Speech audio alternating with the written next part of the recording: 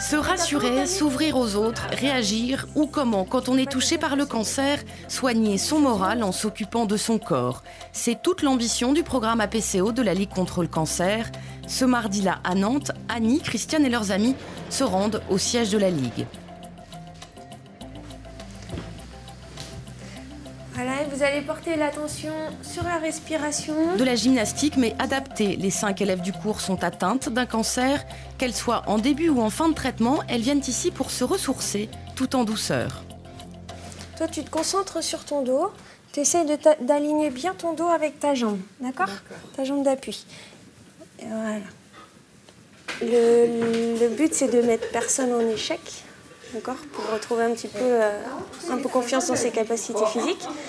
Donc, c'est des exercices qui sont apparemment très simples, mais qui remettent les personnes en confiance et qui font travailler, au fond, qui font travailler le renforcement musculaire et les assouplissements, etc. J'arrive à mieux retrouver mon équilibre. Et voilà.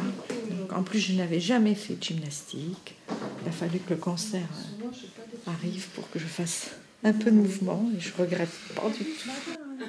Ce cours fait partie du programme APCO, des activités physiques mais aussi des soins esthétiques. C'est en septembre 2008 que la Ligue expérimente le projet aidé du laboratoire Mylan dans 6 comités départementaux. Un seul but, s'occuper du bien-être des personnes malades et les aider à se reconstruire. Le projet APCO s'inscrit en partie dans cette démarche de réappropriation pour les personnes de leur propre corps, qui est aussi une première marche pour une réappropriation de leur vie sociale, de leur vie civile, qui, encore une fois, comme pour la maladie physique, a modifié leur comportement envers la société. Le même programme est mené à Montpellier et une fois par mois, c'est la sortie randonnée. On boit un coup, hein? Vous voulez boire un coup, là? Ah oui.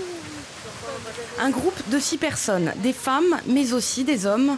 Et si la fatigue est au rendez-vous, tout est fait pour épargner des organismes parfois bien éprouvés.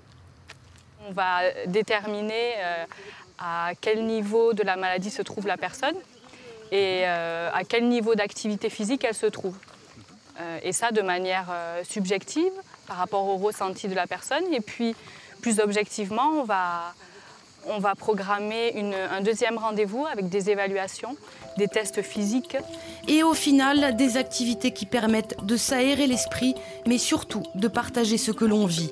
À Montpellier comme à Nantes, les participants font preuve d'une belle solidarité. Ça ouvre sur les autres, sinon on a tendance à se renfermer.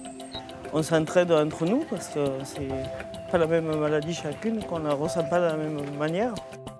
D'un côté, on peut rassurer, et bien évidemment, de l'autre côté, on est à l'écoute. Hein. C'est un échange, quoi. Hein.